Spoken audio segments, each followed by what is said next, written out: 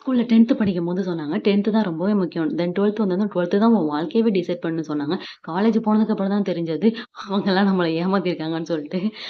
Next காலேஜ்ல நமக்கு பிடிச்ச கோர்ஸ் எடுத்து படிச்சு, அதுல நல்ல மார்க் எடுத்து பாஸ் ஆகி, அதுல நல்ல பிளேஸ்மெண்ட்ல வேற பிளேஸ் ஆனதுக்கப்புறம் ஒரு கன்ஃப்யூஷன். இப்ப ஜாப் போலாமா? இல்ல செகண்ட் டிகிரி படிக்கலாமான்னு சொல்லிட்டு. செகண்ட் டிகிரி படிக்கணும்னு உள்ளுக்குள்ள அவ்ளோ ஆசை இருந்தாலும், ஃபேமிலி சிச்சுவேஷனுக்காக ஓகே நம்ம ஜாப்பே போயிடலான்னு சொல்லிட்டு அந்த பக்கமா போயாச்சு. ஜாப் போய் ஒரு 1 இயர் கழிச்சு, ஏன் நம்ம செகண்ட் டிகிரி கரஸ்ல படிக்கலாம்னு சொல்லிட்டு நம்ம அப்படியே கரஸ்ல எம்சிஏ முடிச்சதுக்கப்புறம் மேரேஜ் ஆச்சு. மேரேஜ் ஆனதும் இந்த நம்ம படிச்ச எம்சிஏ இந்த 4 செவத்துக்குள்ள குக்கிங் பண்ண தான் யூஸ் ஆகிட்டு இருக்கு இப்போ.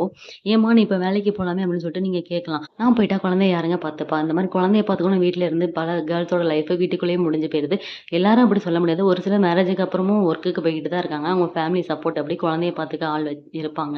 பட் நமக்கு அப்படி யாரும் இல்ல. ஸோ வீட்ல இருந்து ஏதாவது ஸ்டார்ட் பண்ணலாம்னு சொல்லிட்டு யூடியூப் ஸ்டார்ட் பண்ணா, நீங்க யாருமே சப்ஸ்கிரைப் வேற பண்ண மாட்றீங்க. அது வேற மனசுக்கு ரொம்பவே கஷ்டமா இருக்கு. எல்லா கஷ்டத்துக்கும் ஒரே சொல்யூஷன் நம்ம